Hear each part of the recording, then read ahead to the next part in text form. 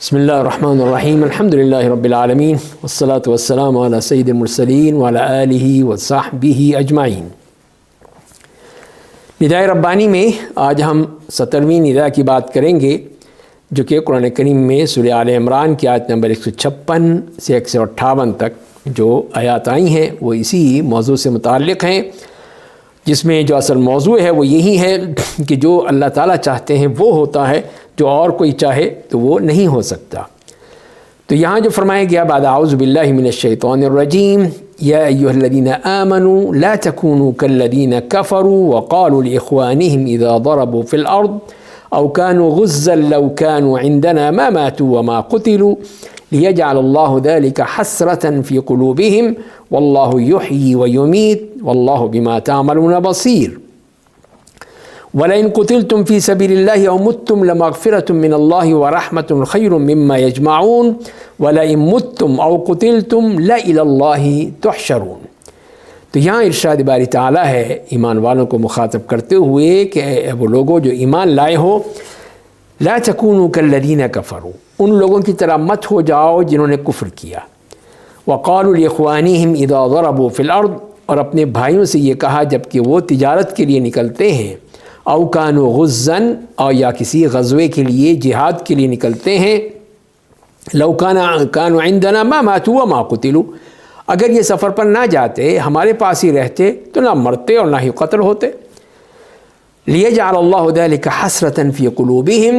تو یہی ان کی موت جو ہے اللہ تعالیٰ ان کے دلوں میں حسرت بنا دیتی ہیں، یہی سوچتے رہتے ہیں اور یہ نہیں دیکھتے کہ یہ اللہ کا حکم ہے۔ لیکن اسی لیے فرمایا واللہ یحیی و یمیت، اللہ تعالیٰ ہے کسی کو زندگی دیتا ہے کسی کو موت دیتا ہے، تو یہ اس کا معاملہ ہے۔ واللہ بما تعملون بصیر، اور اللہ جو تم کر رہے ہو اس کو دیکھ رہا ہے۔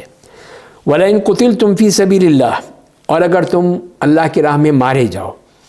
یا ویسے ہی انتقال کر جاؤ، مر جاؤ، تو لمغفرۃ من اللہ ورحمۃ خیر مما یجمعون، تو اللہ کی مغفرت اور اس کی رحمت جو ہے وہ بہتر ہے اس سے جو تم جمع کرتے ہو، جس کی تم تگ و دو کرتے ہو۔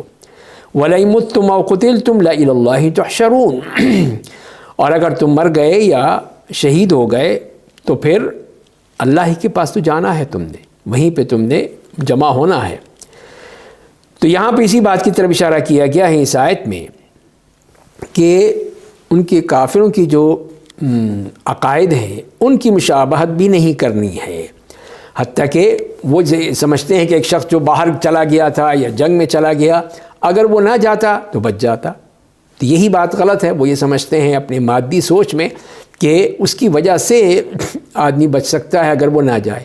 بھئی موت تو موت ہے، چاہے وہ کہیں پر بھی ہو، آپ سفر میں ہو اگر لکھا ہوا ہے تو اس میں بھی آ سکتی ہے،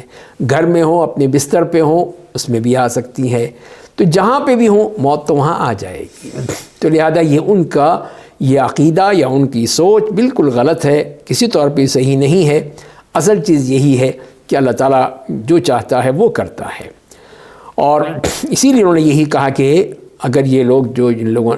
کے بارے میں کہا گیا لا تکونوا کالذین کفروا، ان کافروں کی طرح مت ہو جاؤ،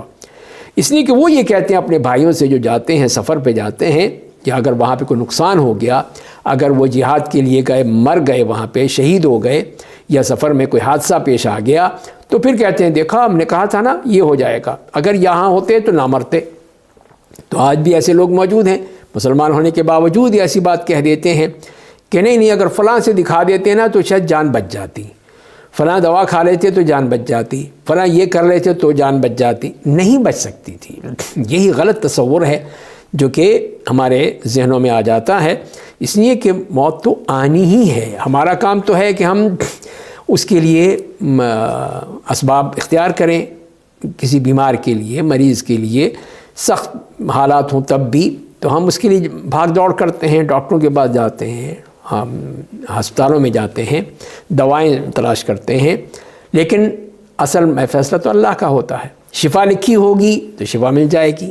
شفا نہیں ہوگی تو موت آ جائے گی، تو وہی اللہ تعالیٰ کا سارا معاملہ ہے۔ اور خاص طور پہ پھر یہ ہے کہ جو سفر کے لیے جا رہے ہیں، تجارت کے لیے جا رہے ہیں، چاہے وہ کسی جہاد کے لیے جا رہے ہیں، تو یہ چیز ساتھ ساتھ ہے ان کے، اگر جو بھی ہوگا وہ اب دیکھ لیجئے کہ غزہ میں، فلسطین میں اسرائیل نے کتنے ہزاروں ٹن جو وہاں پہ بارود جھونک دیا، مار دیا، اور کیا سارے مر گئے؟ نہیں، جن کی زندگی تھی وہ بچ گئے، وہ زندہ ہیں، جن کی موت تھی وہ انتقال کر گئے۔ آپ کہتے کہ نہیں جی وہ تو اگر بمباری نہ کرتا تو نہ مرتے، نہیں ایسا نہیں ہے، موت تو آنی تھی ان کو۔ کس طرح آتی؟ اب اس میں جنگ میں آتی، اگر جنگ نہ ہوتی تو ویسے مر جاتے، موت تو آنی تھی۔ تو لہذا یہ ہمارا عقیدہ ہونا چاہیے کہ جو اللہ نے لکھا ہے وہ ہو کر رہتا ہے، ہم اس کو روک نہیں سکتے، ٹال نہیں سکتے، اور وہ اگر گھر میں ہوتے تو بچ جاتے، یہ سب ان کی غلط فہمی ہے۔ تو اسی انہوں نے یہی کہا لو کانوا عندنا ما ماتوا وما قتلوا، اگر ہمارے پاس ہوتے تو پھر نہ مرتے، نہ کوئی شہید ہوتے۔ تو اسی لیے اللہ تعالیٰ فرمائے کہ اللہ تعالیٰ نے پھر یہی اعتقاد جو ہے ان کے دلوں میں ایک حسرت بنا دیا ہے کہ ان کو یہی حسرت ہوتی کہ دیکھو اگر نہ جاتے تو پھر یہاں پہ زندہ ہوتے، کھیل رہے ہوتے، ہمارے ساتھ ہوتے، کھا رہے ہوتے، پی رہے ہوتے، تو یہ حسرت بن جاتی ہے، حالانکہ یہ غلط ہے۔ اسی لیے فرمائے کہ اللہ تعالیٰ ہی زندگی کا مالک اللہ ہے، زندگی بھی وہی دیتا ہے، موت بھی وہی دیتا ہے۔ تو لہذا پھر یہ ہو نہیں سکتا کہ کوئی اس کے حکم سے کوئی مفر نہیں ہے، کوئی بچ نہیں سکتا ہے، اپنی مرضی سے کوئی نہیں کر سکتا ہے، جو کچھ بھی ہوگا اللہ کی مرضی سے ہوگا، وہ جس نے جتنی عمر لکھی ہے وہ پوری ہو کر رہے گی۔ تو اسی لیے پھر یہ کہنا ہی غلط ہوگا کہ یہ نہیں بچ جاتا اگر یہ نہ جاتا۔ واللہ بما تعملون بصیر، اللہ تعالیٰ تمہارے عمل کو ہے دیکھ رہا ہے، جان رہا ہے، کوئی چیز اس سے پوشیدہ نہیں ہے۔ اور اسی لیے پھر دوبارہ یہی فرمایا کہ اگر تم اللہ کی راہ میں شہید ہو جاتے یا مارے جاتے ویسے تو تمہارے لیے تو مغفرت کا معاملہ تھا وہاں پہ، لمغفرۃ من اللہ ورحمۃ خیر مما یجمعون، کہ دنیاوی چیزوں سے بہتر یہ تھا کہ اللہ کی مغفرت اور رحمت تمہیں مل جاتی اگر تمہاری نیت صحیح ہوتی، اسی طرح ہم سوچتے تو یقیناً تمہارے لیے کیا کچھ نہیں ہوتا۔ تو یہ ہے کہ اللہ کی راہ میں جو انتقال کرنا ہے، شہادت حاصل کرنی ہے یا موت مل جاتی ہے، تو وہ اللہ کی طرف سے ایک بہت بڑی سعادت ہوتی ہے کہ اللہ تعالیٰ اس کے لیے گناہ اس کے معاف کر دیتے ہیں، مغفرت ہو جاتی ہے، رحمت ہو جاتی ہے، اور پھر کیا کچھ وہاں پہ اللہ کے ہاں مل جاتا ہے۔ تو یہ اسی لیے کہ اللہ تعالیٰ نے اس کے لیے یہ کچھ لکھا ہے۔ اور دوسری بات یہ فرما دی اگلی آیت میں وَلَئِن مُتُّمْ أَوْ قُتِلْتُمْ لَإِلَى اللَّهِ تُحْشَرُونَ، اگر تم اس طرح مارے جاتے یا شہید ہو جاتے تو جانا تو اللہ ہی کے پاس تھا نا، اور تو کہیں نہیں جانا تھا، چاہے کہیں پہ ہوتے، اپنے گھر میں یا سفر میں، جانا تم نے اپنے اللہ کے پاس ہے، تو لہذا اسی کی طرف تم جاؤ گے، تو لہذا اس میں غلط بات کیا ہو گئی، حسرت کیوں ہو گئی؟ یہ تو نہیں ہونی چاہیے تھی نا، تمہیں تو صبر کرنا چاہیے۔ مسلمان کی جو خصوصیت ہی یہی ہے، کوئی مصیبت آتی ہے، مشکل آتی ہے، پریشانی آتی ہے، تو یہی کہہ کے وہ مطمئن ہو جاتا ہے کہ یہ اللہ کی طرف سے ہے، اللہ تعالیٰ نے ہی یہی لکھا تھا، یہ ہو کر رہا، اب اس پہ رونے دھونے کی ضرورت نہیں ہے۔ تو اسی لیے یہی کہا گیا ہے کہ الذین اصابہم، جن کے بارے میں قرآن کریم میں جو کہا گیا ہے کہ الذین اصابتہم مصیبۃ قالوا انا للہ وانا الیہ راجعون، تو ان کے لیے پھر تعریف فرمائی گئی، ہدایت کا ذکر کیا گیا ان کے لیے۔ تو یہ ہے کہ صبر کرنے کا حکم دیا گیا، انا للہ وانا الیہ راجعون کہنے کا حکم دیا ہے، واویلا کرنے کا، چیخنے چلانے کا، رونے دھونے کا حکم نہیں دیا گیا، وہی غلط ہے، ایک مسلمان کو جائز نہیں ہے۔ تو بہرحال ان آیتوں سے جو ہمیں بات معلوم ہوئی، پہلی بات ہے کہ اس طرح یہ کفار کی بات کو لے لینا، ان سے پوری طرح ان کی مشابہت اختیار کرنا، ان کے عقائد میں، ان کے اعمال میں، ان کے شعائر میں، تو ایک مسلمان کو زیب نہیں دیتا ہے۔ اور دوسری بات ہے کہ اسی طرح کی یہ بات، اسی کے اوپر جو حسرتیں ہو جاتی ہیں انسان کو، تو اس سے کوئی فائدہ نہیں ہے کہ اگر ہو جاتا تو یوں کر لیتے، یوں ہوتا تو یوں کر لیتے، سفر پہ نہ جاتے تو بچ جاتے، نہیں، جو جہاں لکھا ہے وہ وہیں پہ موت آئے گی۔